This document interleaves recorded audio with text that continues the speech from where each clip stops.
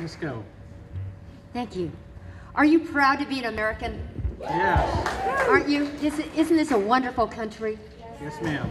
I'm just so thankful that I get to be in this country where we are endowed by our Creator with unalienable rights.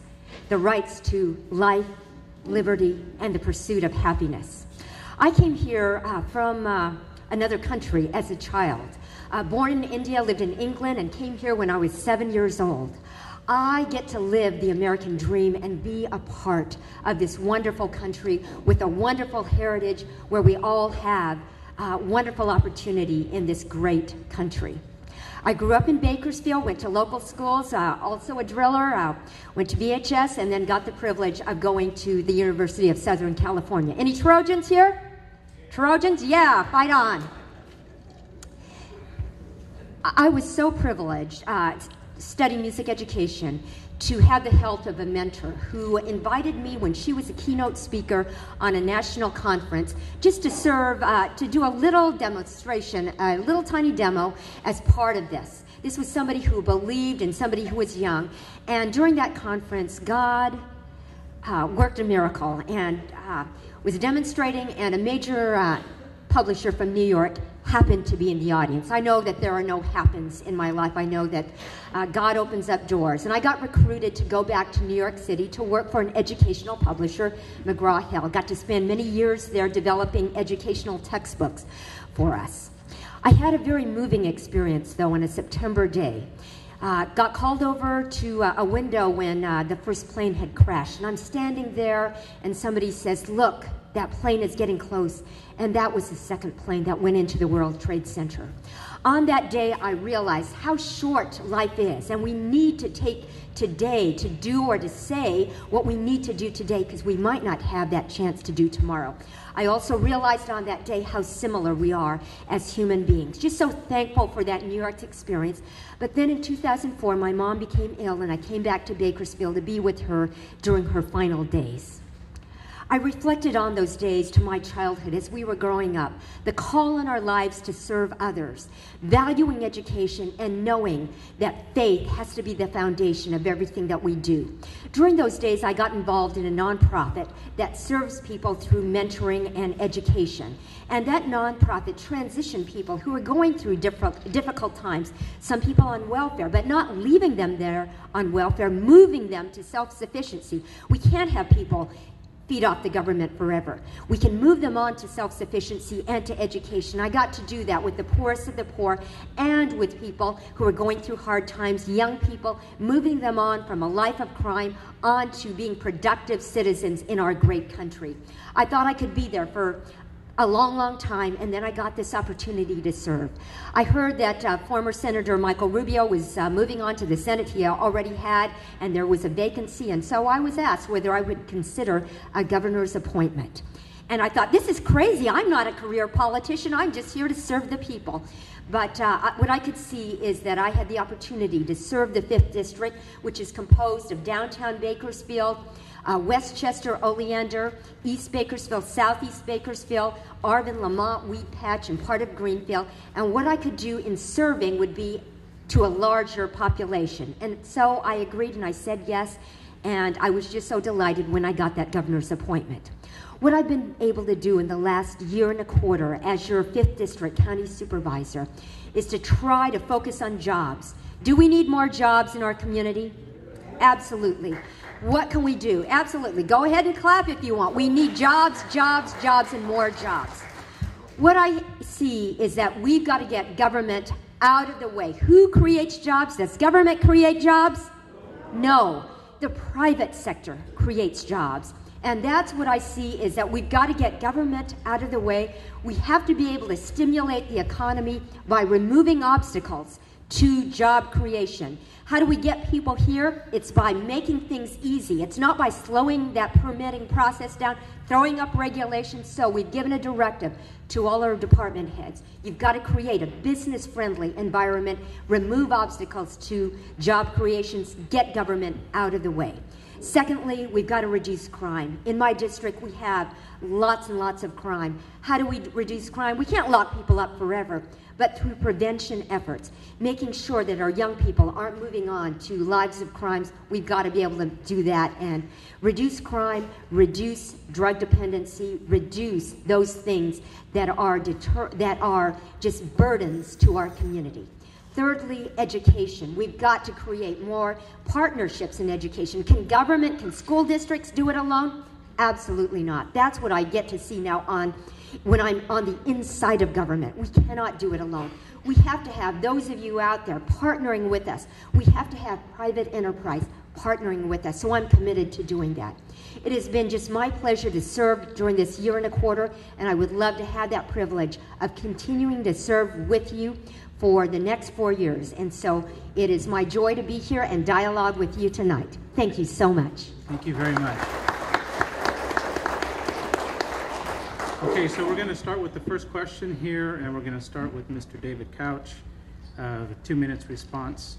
Do you support or oppose the high-speed rail?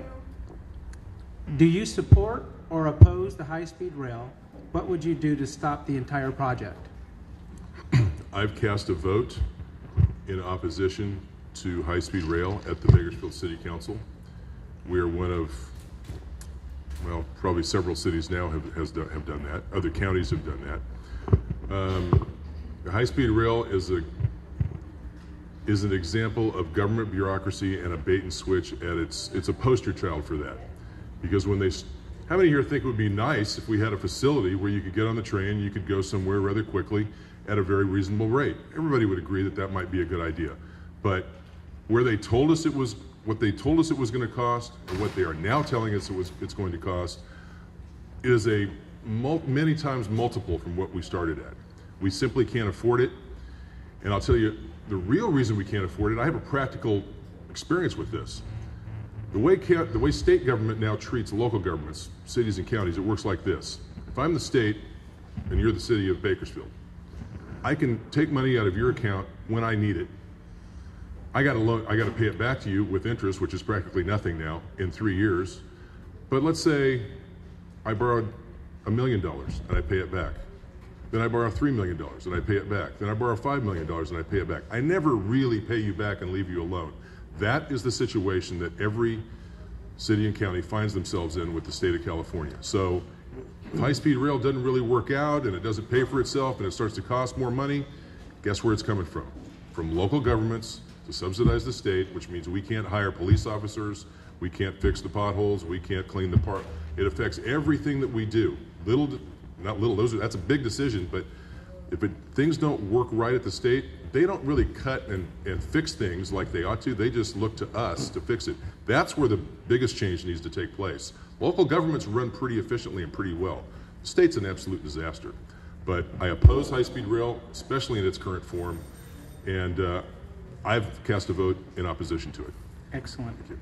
Thank you. Thank you, Mr. Couch.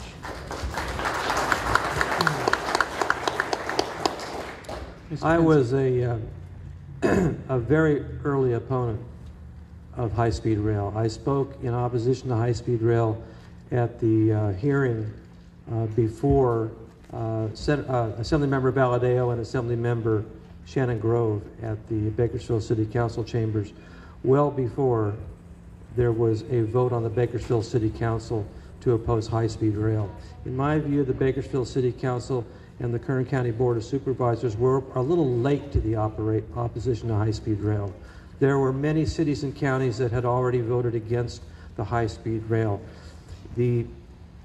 At a city council hearing where Alan Tandy briefed the city council on high-speed rail late in 2011, my opponent's comment was, we have to find a way to accommodate high-speed rail. Then when the Save Bakersfield people became active, when they lobbied, when there was more community awareness, and they went to the Bakersfield City Council 2 or 3 times before it was ever put on the agenda. And then it was put on the agenda, and the council really had no choice other than to vote against it. The high-speed rail is if there's one example of a government project that should be the subject of euthanasia, it is the high-speed rail project. It makes no sense especially for Kern County. I'm not interested in all the inside baseball stuff about what the state does with the money and what the city does with the money. I'm not interested in that. It's just a bad project. And what they have now is they have enough money, maybe, to build something between around Chowchilla and Bakersfield. And they don't have enough money to buy the trains. They don't have enough money to electrify it so they can run the trains. So what we'd be left with here is a disruption of our community. Several hundred homes, businesses, churches displaced, roads shut down. So the High-Speed Rail Authority can try to perpetuate itself. Bakersfield would be known. We'd have this ditch or whatever it is, and we'd have nothing else. And Bakersfield would be known by late night comics as the end of the train to nowhere. What can we do to stop it?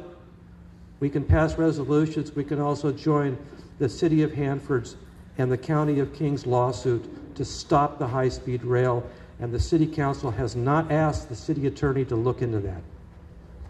Thank you, sir. Thank you very much. Let's go. Thank you. Do we need good transportation? Absolutely. Do we need good infrastructure? Absolutely. But can we afford to spend more than we have? That is an absolute no. We can't take on a transportation project that we cannot afford. I cannot support the high-speed rail plan as it exists today.